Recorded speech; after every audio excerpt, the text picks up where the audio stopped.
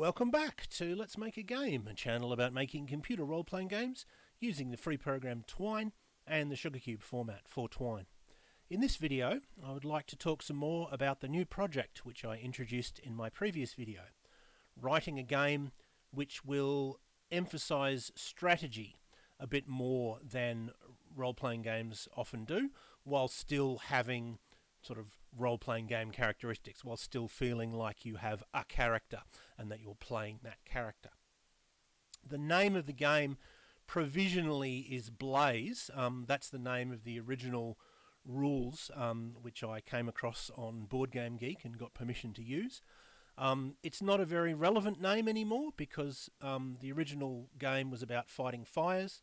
I changed it to being about sort of hunting vampires, and the version I'm working on now has a sort of science fiction theme, but I haven't come up with a more appropriate name, so I'm just going to call it Blaze until inspiration strikes. So as you can see, I've started a new program. So what do we see? Well, we have a 5x5 grid. Every space in that grid has a number in it, except for the center one, which has a skull.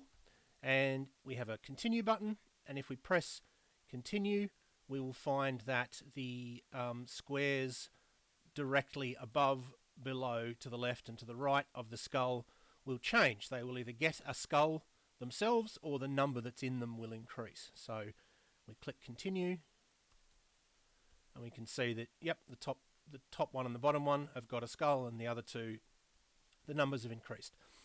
So what does that mean? What does that mean in terms of the fiction of the game?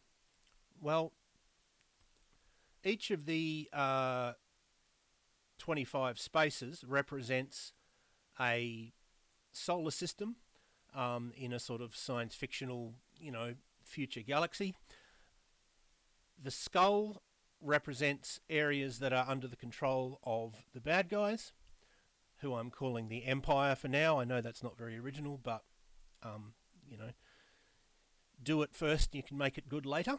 The other spaces are areas that are not yet under control of the Empire, and the numbers represent their vulnerability to that control. So if you looked at the numbers, you would see that they're all in increments of 5. It starts from 20 and goes up to 80. So 20, 25, 30, 35, etc. And specifically at the start, there's a single 20, which is in the sort of top right up here.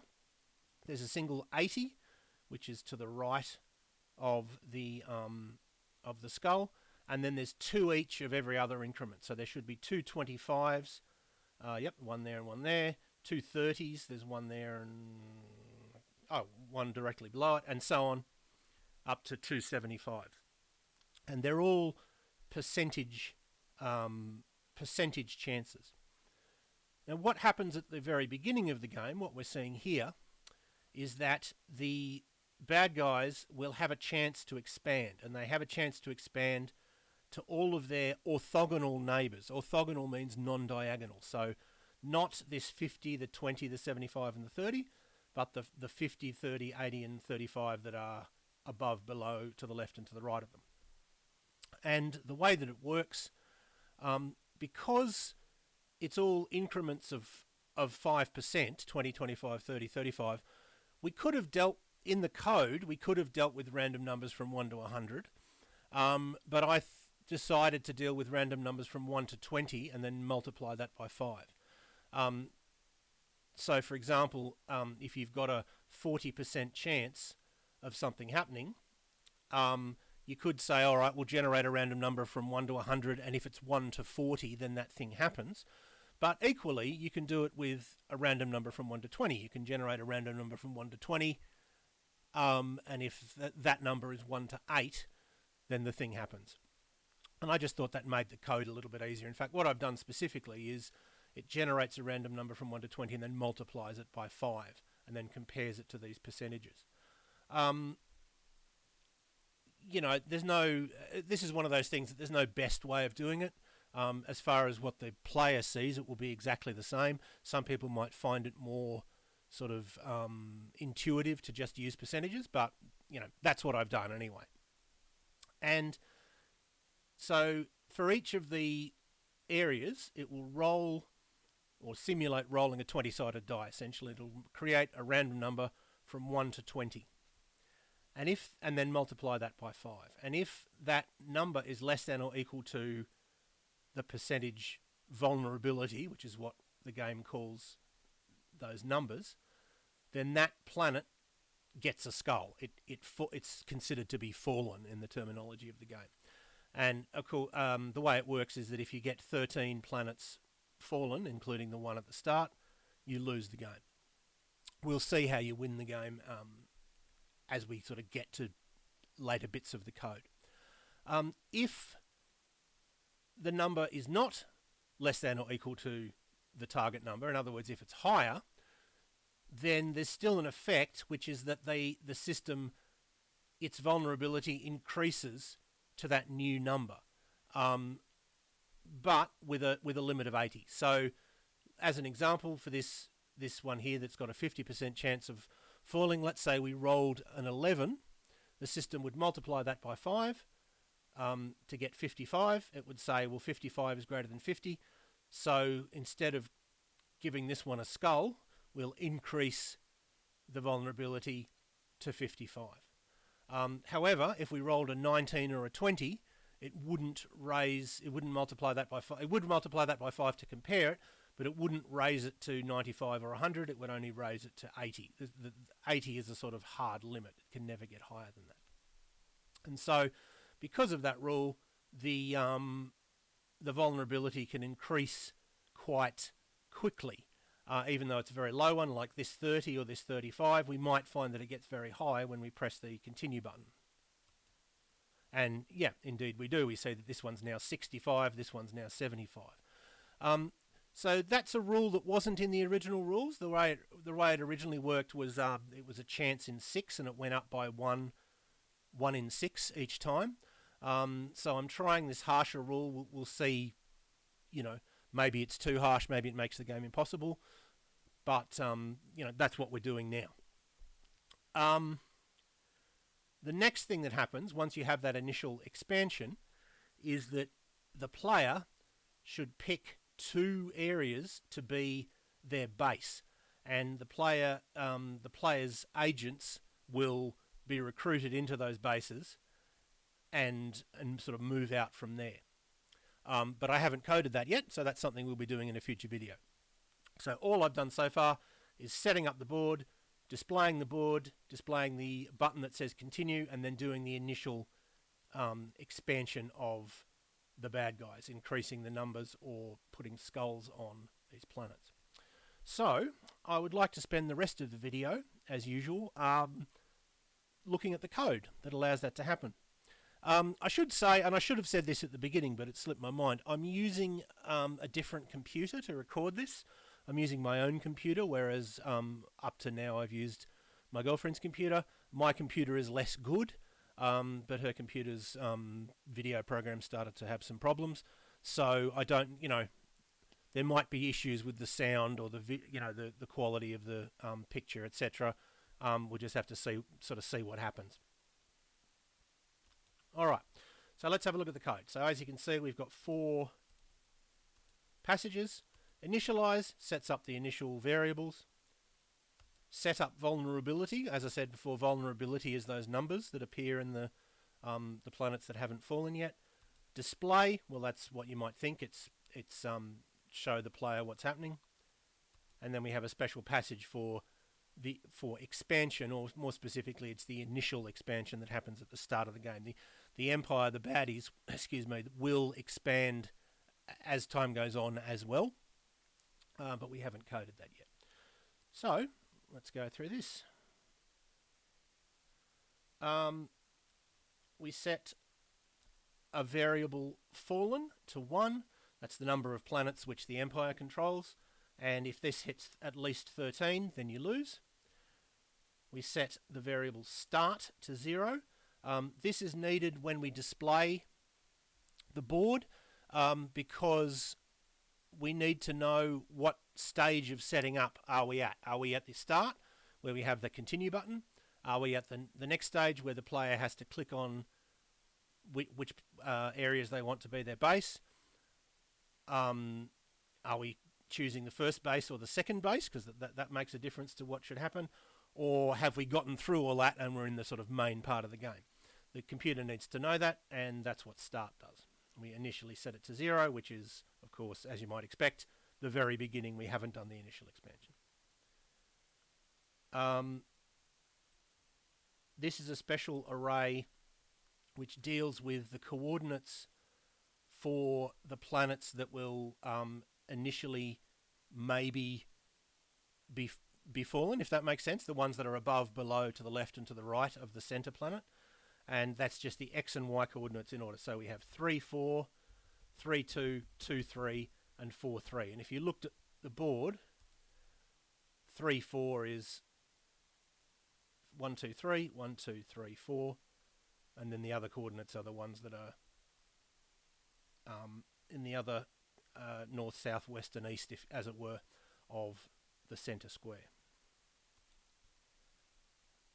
We have another array which gives you the starting levels of vulnerability.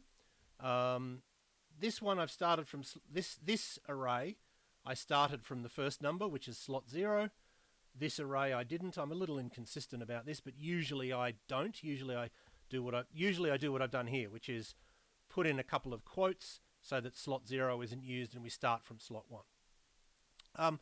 So I could have set the vulnerability randomly, just for each square have a random roll, but I thought that might give an unbalanced results. It might make the game too easy or too hard. So I've sort of done the equivalent of having essentially starting cards. So we start with 120, as I said before. One planet will have or system or whatever will have a vulnerability of 20, one will have 25, one will have 30, one will have 35, etc., etc. And as there's a little remark there that says, yep, that's the range of starting vulnerabilities. Then we have vulnerability. This is a two-dimensional array. This is where these numbers are going to go. Basically, at the start, we put these numbers randomly into this array, and then we don't worry about this array for the rest of the game. We're really only going to deal with this one. And because we have to keep track of when a planet has fallen, we've decided that its vulnerability will be 0 if it's fallen. It probably would be more logical to make it 100 because, you know, if it's fallen, it's as vulnerable as it can get, and 0 implies that it's completely invulnerable. But of course, the player's not going to see it, so it doesn't really matter. I just set it to 0. So what do we do? Well, first of all, because it's a two-dimensional array, we have to set each of the slots as an array. So we have a for loop that goes from 1 to 5, and we set vulnerability, that number, to itself be an array. And I'm using Y here because actually it should be X now that I think about it. I actually got that wrong. Because the first number in the two-dimensional array, the first number is the X coordinate. So I will fix that as usual. I'll fix that in the version that I've uploaded to itch.io. This has got its on itch.io. This code has got its own zip file. It just says Blaze Project. Obviously, if I change the name of the game, I'll change that. But yeah, sorry. So that should be X. I mean, not that it matters, but because it's the first number is the X coordinate.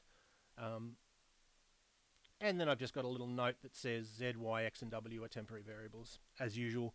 Sometimes X and Y are used specifically for the X and Y coordinates, but they're just the usual use of as temporary variables. Then we go to set up vulnerability. That is going to do what it says. That might be the last one that I do for this video. I might do how the display works and how expansion works in the next video, because I'm trying to make my videos a bit shorter. But let's look at setup vulnerability. So once again, we are going to use a Fisher-Yates shuffle. This is a technique we've used before. It's a good way of getting a one-dimensional array into a random order.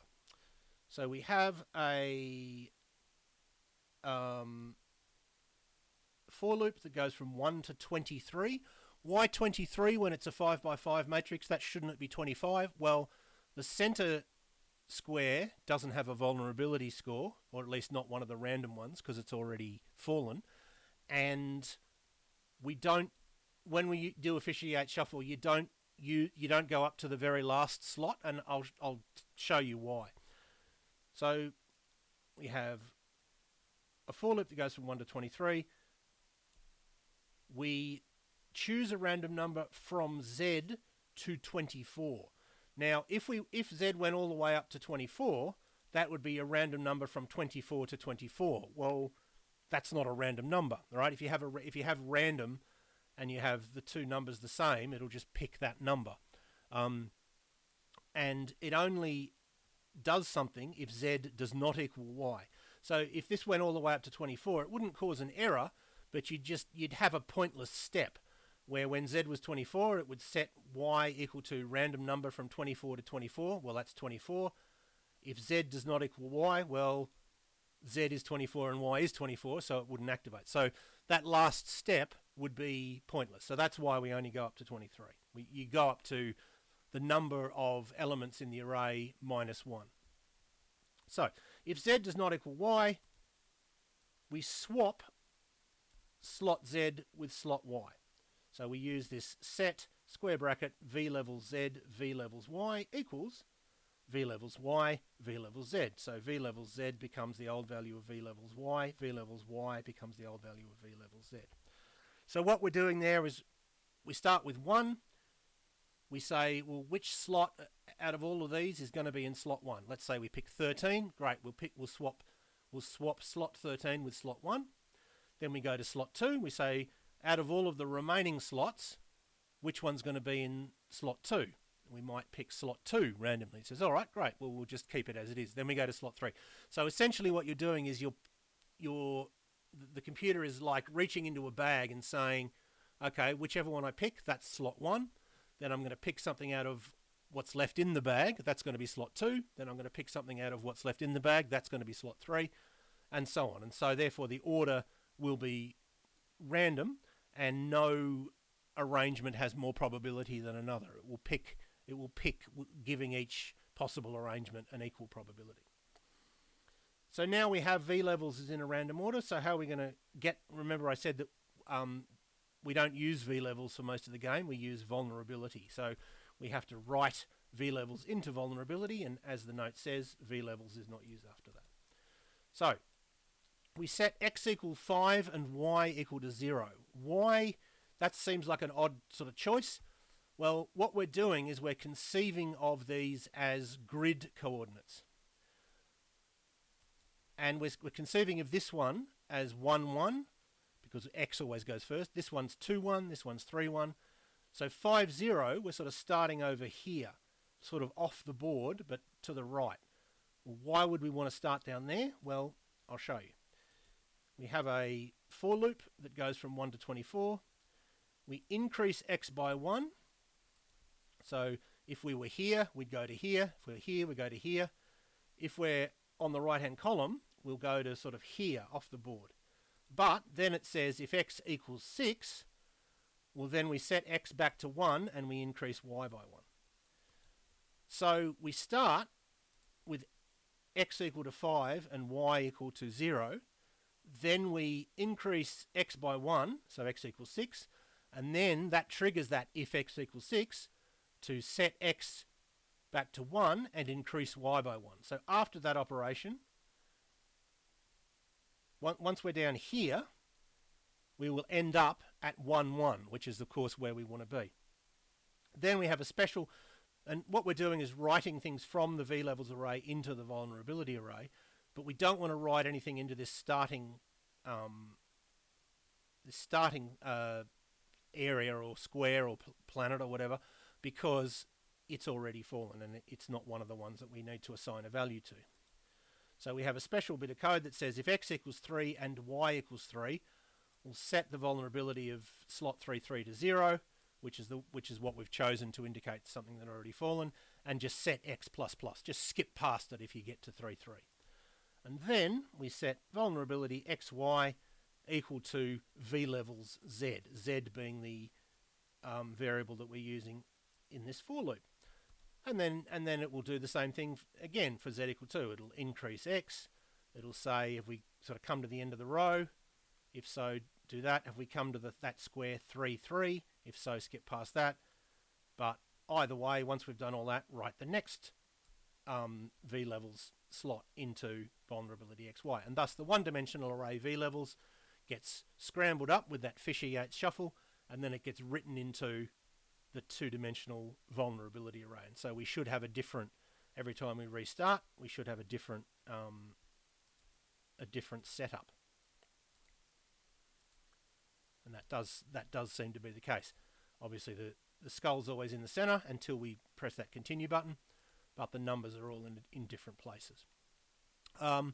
Then we move on to display, but as I said, the video is getting a little long, so I might talk about how the display works in the next. I'll talk about how the display works in the next video. And also, of course, how the expansion works. And then we'll move on to the next stage of the game, which is the player picking where their bases are going to be. So that's all I will do for now. I hope that was useful or interesting to at least some of you, and I hope you will tune in next time.